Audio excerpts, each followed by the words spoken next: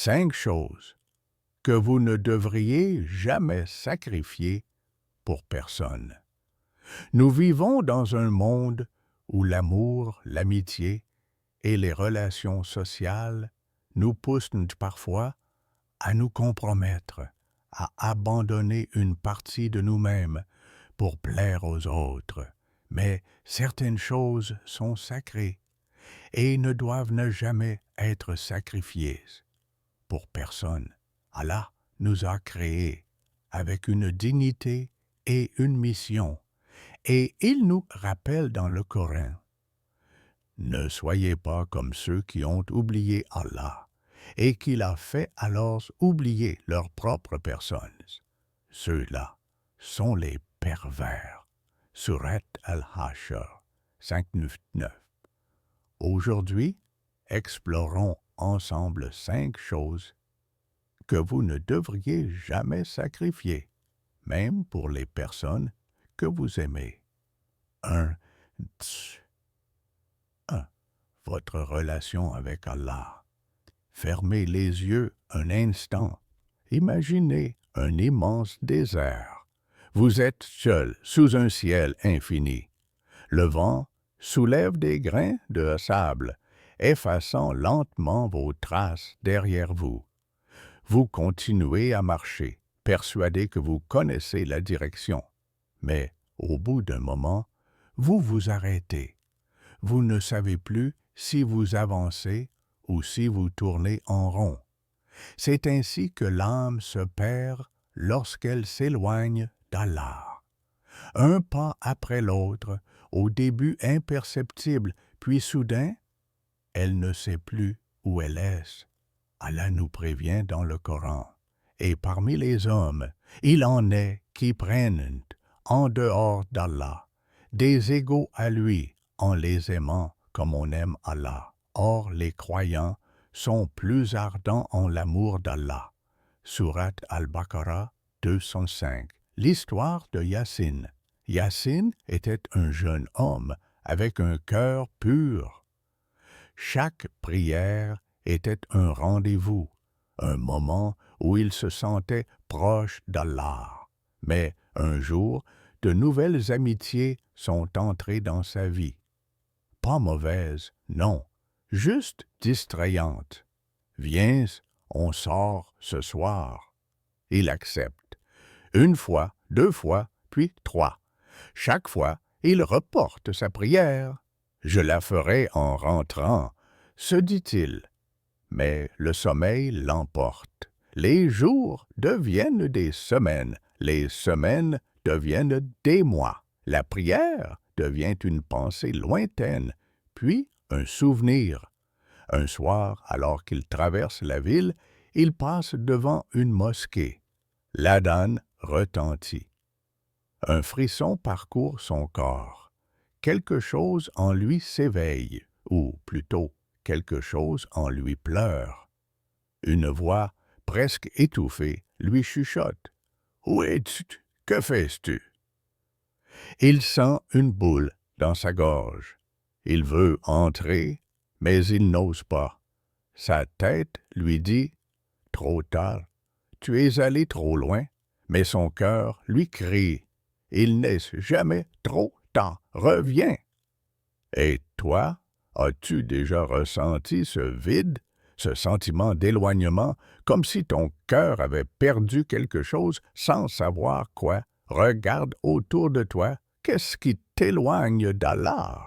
Les amis, le travail, le temps que tu donnes aux écrans, aux distractions? Et surtout, qu'allez-vous faire aujourd'hui pour retrouver ce lien? Pas demain, pas plus tard, maintenant. Allah est proche, plus proche que votre propre souffle.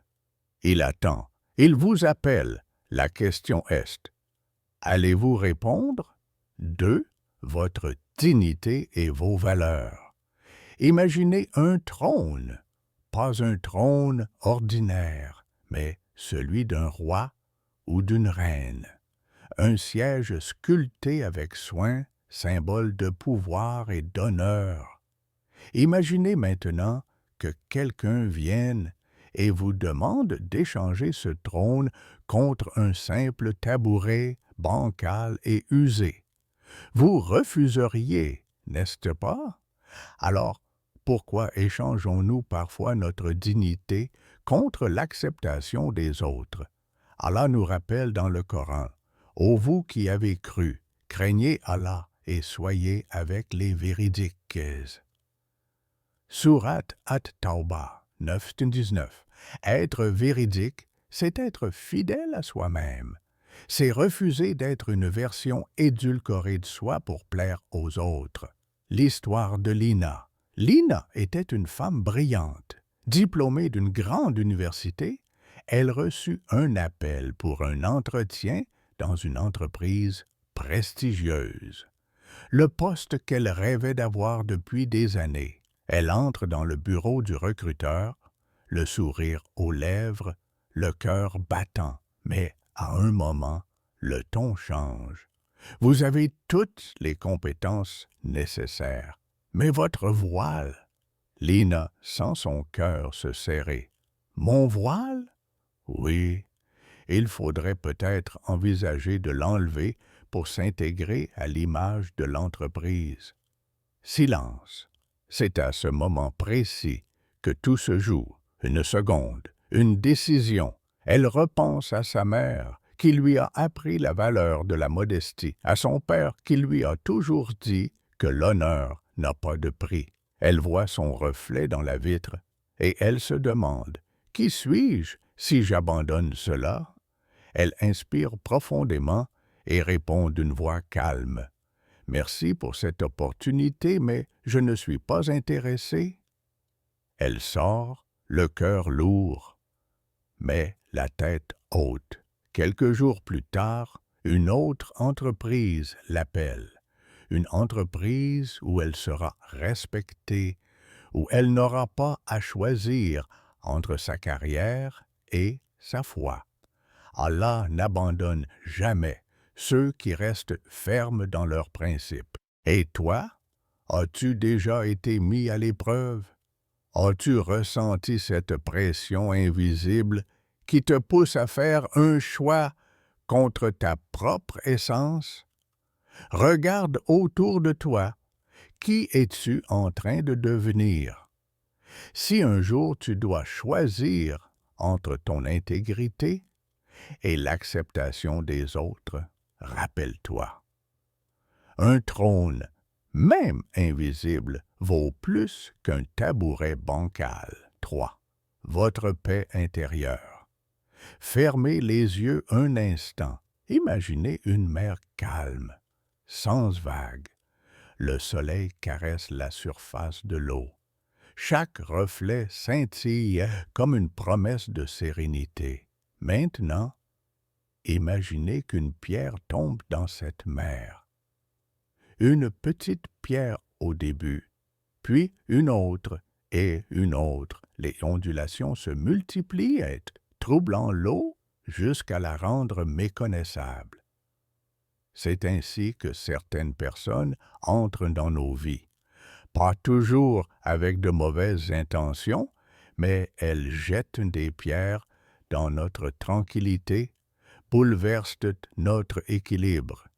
Et sans même nous en rendre compte, nous devenons prisonniers d'une agitation constante, incapables de retrouver cette mer calme, qui était autrefois notre refuge. Allah nous enseigne, ô croyants, cherchez secours dans la patience et la prière. Allah est avec ceux qui sont endurants. Sourate Al-Baqarah 253. Mais comment être patient si notre cœur est un champ de bataille? Comment prier avec sincérité quand notre esprit est encombré par les blessures infligées par notre entourage? L'histoire de Samir. Samir avait un ami qu'il considérait comme un frère. Ensemble, depuis l'enfance, ils avaient partagé des rires, des secrets, des épreuves, mais au fil des années, cette amitié était devenue un poids. Critiques déguisées en plaisanterie, des jugements à peine voilés, un climat où Samir ne se sentait plus lui-même, où il se justifiait sans cesse, où son énergie était aspirée par une présence qui ne nourrissait plus son âme. Un jour, après une conversation particulièrement lourde, il s'est retrouvé seul face à son reflet. Il a vu un homme fatigué, pas physiquement, mais émotionnellement vidé. C'est ce soir-là qu'il a pris une décision. Il a envoyé un message simple: « J'ai besoin d'espace ». Puis, il a coupé le lien. Les premiers jours ont été étranges. Le silence était pesant, presque inquiétant. Mais au fil du temps, quelque chose d'inattendu s'est produit. Il s'est senti léger. Sa paix intérieure qu'il croyait perdue est revenue doucement, comme un vieil ami retrouvé après des années d'absence. Et toi, regarde autour de toi. Ton entourage est-il une source de sérénité ou d'agitation? Es-tu entouré de ceux qui élèvent ton âme ou de ceux qui l'épuisent? Parfois, il ne s'agit pas de haïr ou de juger, mais simplement de choisir la paix. Et cette paix commence par un choix, le tien. 4. Votre santé physique et mentale. Il y a un hadith du prophète qui dit « Ton corps a un droit sur toi ». Bukhari et Muslim. Mais combien de fois oublions-nous cela? Nous donnons, encore et encore. Nous courons, nous portons, nous nous sacrifions pour la famille, pour les amis, pour le travail, jusqu'au jour où notre propre corps nous rappelle à l'ordre. L'histoire de Nadia. Nadia était une mère aimante, une épouse dévouée. Chaque jour, elle se levait avant tout le monde, préparait le petit déjeuner, organisait la maison, s'occupait de chaque détail. Les journées passaient en un éclair. Entre le travail, les courses, les devoirs des enfants, elle aimait sa famille plus que tout. Mais un matin, en voulant se lever, son corps lui a dit « Non ». Une douleur, d'abord diffuse, puis lancinante, des vertiges, une fatigue qu'aucun sommeil ne réparait. Elle a consulté un médecin qui lui a dit quelque chose d'évident, mais qu'elle avait toujours ignoré. Vous prenez soin de tout le monde, mais qui prend soin de vous? Elle a réalisé qu'elle ne mangeait plus correctement, qu'elle n'avait pas pris une seule journée pour elle depuis des années, qu'elle ne se souvenait même plus de la dernière fois où elle avait prié, sans être interrompue par une urgence familiale. Allah nous met en garde. Et ne vous jetez pas par vos propres mains dans la destruction, et faites le bien. Certes, Allah aime les bienfaisants. Surat Al-Baqarah 2:45. Faites le bien, oui, mais aussi envers vous-même. Et toi? Quand as-tu pris un vrai moment pour toi, sans culpabiliser? Prends-tu soin de ton corps comme il le mérite, de ton esprit comme il en a besoin? Nous ne pouvons pas verser d'un verre vide. Alors, remplis ton âme, prends soin de ton cœur, parce que tu es aussi une amanas, un dépôt précieux qu'Allah t'a confié. 5. Votre mission et vos rêves. Pourquoi es-tu ici? Pas ici dans cette pièce, sur cet écran, mais ici, sur cette terre. Allah ne crée rien sans but. Chaque étoile a son éclat. Chaque rivière a son cours. Chaque âme a une mission. Et 10. Agissez. Allah verra vos actes, ainsi que son messager et les croyants. Surat At-Tawbah 900. Et pourtant, combien de rêves sont morts avant même d'être vécue? L'histoire d'Amin. Amin avait un rêve. Il voulait apprendre, enseigner, transmettre le savoir. Dès son plus jeune âge, il dévorait les livres de fiqh et d'histoire, passait des heures à écouter les récits des savants. Son cœur battait au rythme des paroles d'Allah et des paroles du prophète. Mais son entourage voyait les choses autrement. Tu devrais choisir un métier plus sûr. La religion, c'est bien, mais ce n'est pas un avenir. Sois réaliste.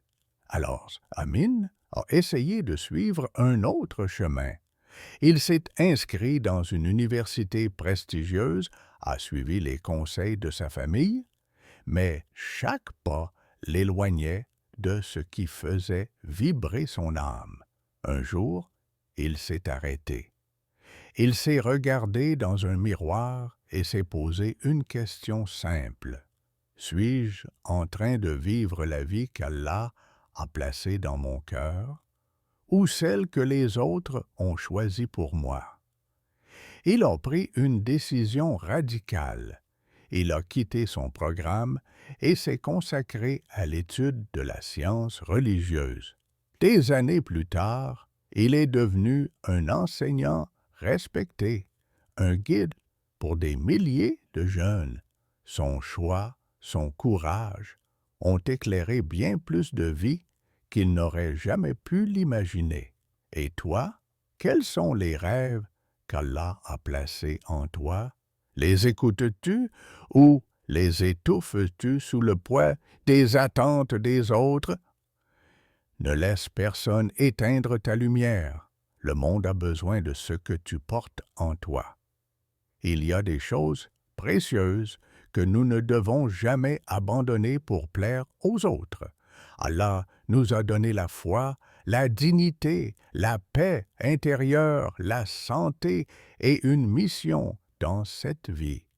Ne laissez personne vous voler ces trésors. Et souvenez-vous de cette parole du prophète Muhammad, paix et bénédiction sur lui. Quiconque cherche l'agrément des gens au détriment de l'agrément d'Allah, Allah le laisse aux gens. Mais quiconque cherche l'agrément d'Allah, même si cela déplaît aux gens, Allah l'agrée et fera en sorte que les gens l'agréent. Rapporté par Ibn Hibban. Prenez un moment aujourd'hui pour réfléchir. Quelle est la chose que vous avez peut-être sacrifiée pour les autres et que vous devriez retrouver?